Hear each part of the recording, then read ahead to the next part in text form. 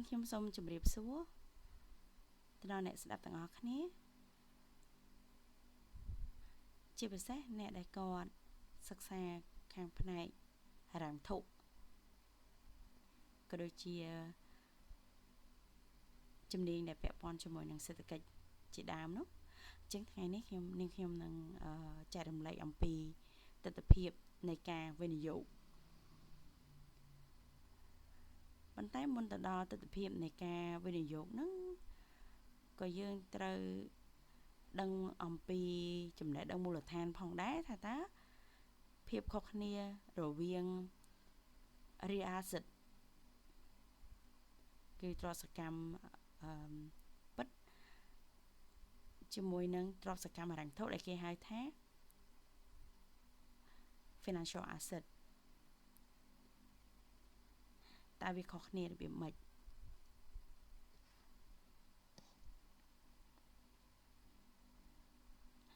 តែមុនចូលទៅដល់ការយល់ដឹងអំពីការយល់ដឹងជាមូលដ្ឋានអំពីថាតើ real asset ជាមួយនឹង financial asset ខុសគ្នាចំណុចណានោះនេះខ្ញុំសូមបើកវងកញ្ចក់បន្តិចថាការវិនិយោគគឺសំខាន់ណាស់ក្នុងការបង្កើតទ្រព្យសម្បត្តិ wealth អញ្ចឹងបន្ទាប់ពីការសន្សំគឺការវិនិយោគហ្នឹងឯងដែលយើងអាចបង្កើននូវទ្រព្យសម្បត្តិឬក៏ដូចជា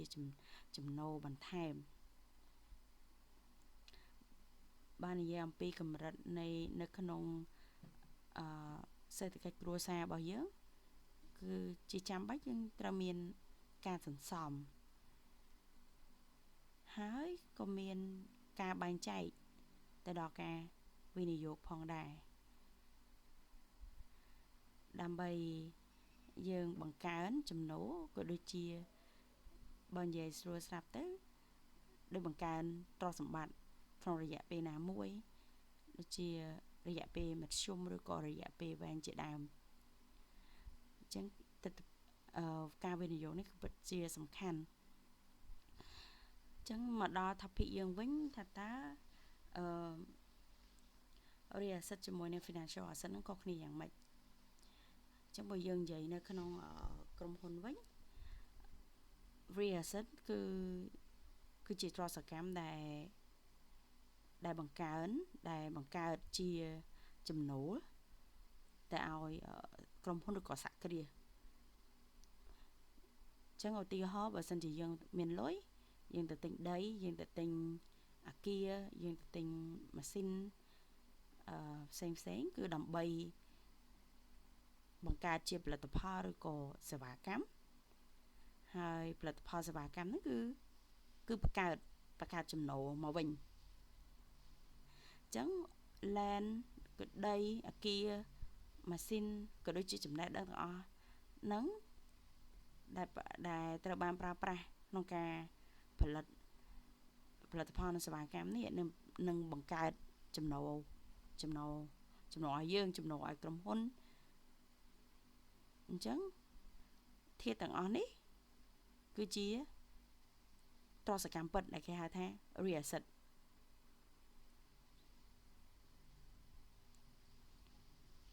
ក៏ប៉ុន្តែយើងអាច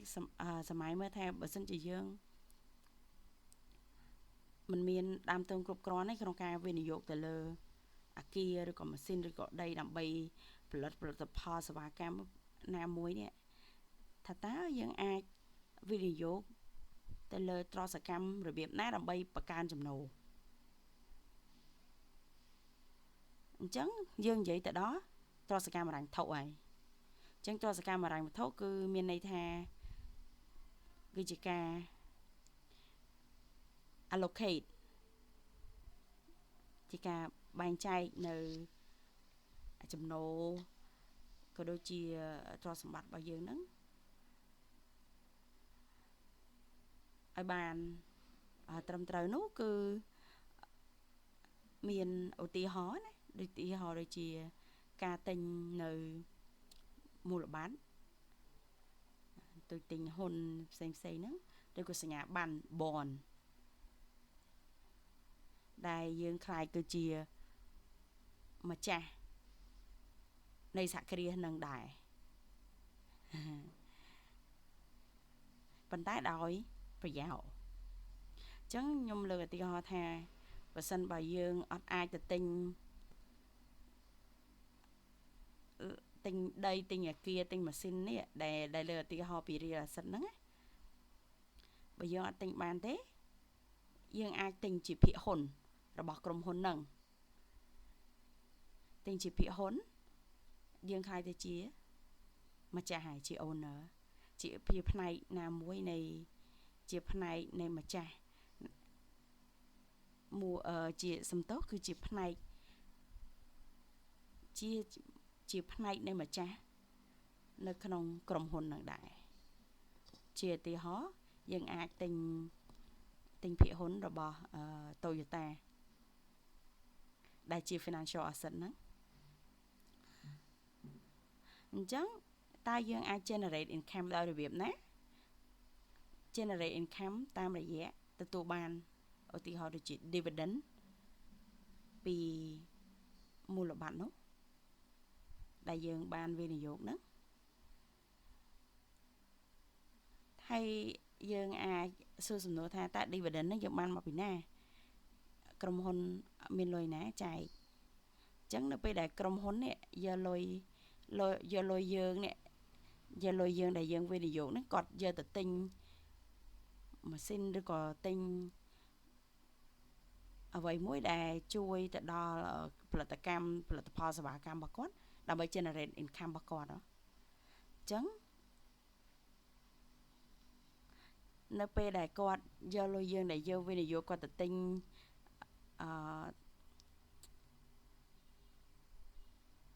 របស់ទាំងអស់ហ្នឹងដែលជួយទៅដល់ផលិតផលសេវាកម្មរបស់គាត់ដើម្បីបង្កើតចំណូលរបស់គាត់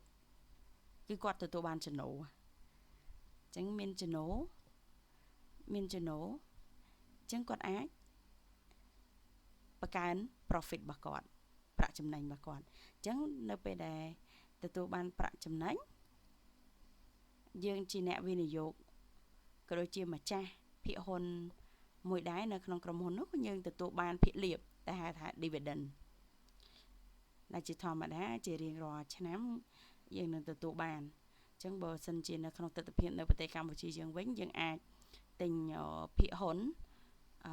ប៉ុន្តែនៅក្នុងទីផ្សារទី2នោះគេហៅ secondary market នោះទិញតាមរយៈធ្វើជាវិនិយោគិននៅជួញដូរនៅលើទីផ្សារ CSX ខ្ញុំនឹង elaborate តិចទៀតនៅ topic ក្រោយទៀតអញ្ចឹង financial asset នោះវាក្នុងរូបភាពអញ្ចឹងយើងអាចទៅទិញផ្ទាល់ប៉ុន្តែយើងអាចទិញដោយប្រយោលតាមរយៈ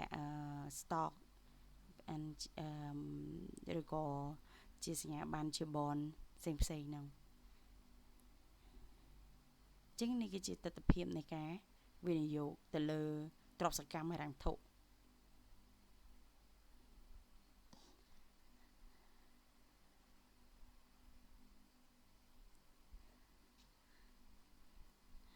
ចឹង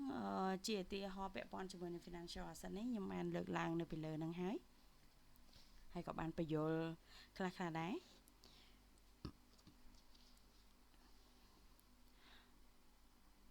អញ្ចឹង financial asset ហ្នឹងគឺមានន័យថាអញ្ចឹងគឺជាការបែងចែកនៅចំណូលឬក៏ទ្រព្យសម្បត្តិរបស់យើងរបស់ investor ហ្នឹងទៅក្នុងផ្នែកណាមួយដើម្បីយើងបង្កើនទ្រព្យសម្បត្តិឬក៏បង្កើនចំណូលរបស់យើងបន្ថែមទៀតអញ្ចឹងបុគ្គលយើងម្នាក់នេះមនុស្សម្នាក់ក៏ដូចជាបុគ្គលម្នាក់នោះគឺអាចជ្រើសរើសអំពីការប្រើប្រាស់ទ្រព្យសម្បត្តិរបស់យើងនេះនៅថ្ងៃហ្នឹងឬក៏យើងអាចទៅវិនិយោគសម្រាប់អនាគតរបស់យើងអញ្ចឹង choosing between consumption ជាមួយនឹង investment consumption កន្លែងនេះថាយើងអាច ប្រើប្រាស់កន្លែងហ្នឹងមានថាយើងចំណាយទៅលើអីមួយផ្សេងនៅបច្ចុប្បន្ននេះឬក៏ជំនួសវិញនៅការវិនិយោគសម្រាប់នាថ្ងៃអនាគតអញ្ចឹងinvesting សម្រាប់នាថ្ងៃអនាគតគឺយើងអាចដូចលើឧទាហរណ៍ពីមុនអញ្ចឹងយើងអាចទៅទិញជា security ជាមូលបត្រហើយមូលបត្រហ្នឹងអាចថាជាភាគហ៊ុនជាសញ្ញាប័ណ្ណជា bond ជា share ជា derivative ផ្សេងអញ្ចឹងដោយយើង elaborate រៀងបើកវងចកជាមួយនឹង slide នេះហ្នឹងគឺយើងនៅពេលដែលយើងទៅ invest នេះយើងជា investor ហ្នឹងយើងអាចទិញ security អស់ហ្នឹងពីក្រុមហ៊ុនដែលគាត់បោះលក់ share ឬក៏បោះ bond ហើយក្រុមហ៊ុនគឺគាត់ប្រមូល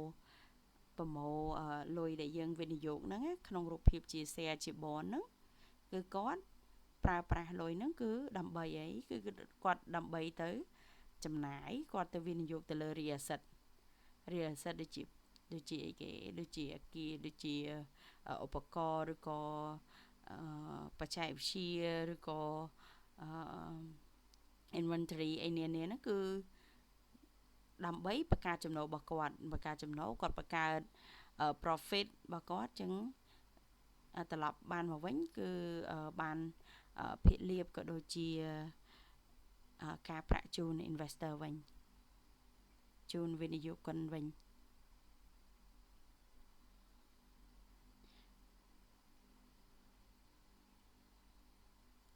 អញ្ចឹងជារួម